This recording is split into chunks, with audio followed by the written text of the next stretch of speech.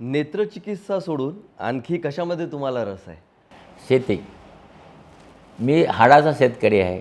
क्या बात. नेत्रचिकित्सा हे माझे ॲडिशनल क्वालिफिकेशन आहे. मी आजही शेतकरी आहे आणि उद्याही शेतकरी आहे, जन्मभर शेतकरी आहे. मला जर काही करायला आवडत असेल तर शेती.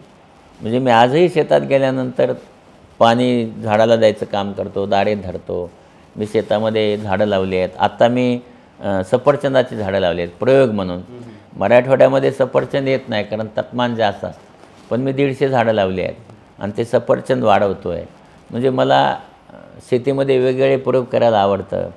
म्हणजे शेतीमध्ये येणारी फुलं, शेतीमध्ये येणारं सगळं शेंगा भुईमुगाच्या सगळ्या बाकीचं शेतीमध्ये मी शेतीत जेव्हा काही करायला सांगतो तेव्हा माझ्या पुतण्या बघतो तो शेती, त्याला सांगतो की मकाचे कणस ज्या ज्या सीझनमध्ये जे खायला येतं ते लावा.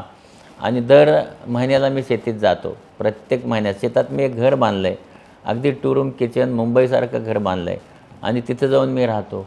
माझी आवडती गोष्ट काही असेल तर एक दिवस जाऊन शेतात राहणे. मी शेतामध्ये अर्धा एकर जमीन ही तशी पडीक ठेवली आहे. त्या जमिनीमध्ये आम्ही दर महिन्याला आता आमचं सगळं 40-50 लोकांचं कुटुंब झालं आहे, तर आम्ही दर दिवाळीला तिथं क्रिकेट खेळतो. तेवढं क्रिकेट खेळण्यासाठी ती जमीन आम्ही पडीक ठेवली आहे. तर हे शेतीमध्ये मी बोरं आहेत त्यांना कलमी बोरं केले आहेत. म्हणजे मला हे सगळं करायला आवडतं.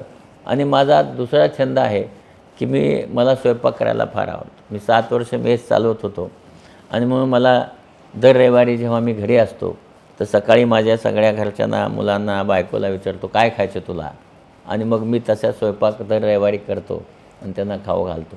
किंवा आम्ही शिबिराला जायचो तर माझ्यावर 40 लोक असायचे, दुसरे 40-50 असायचे.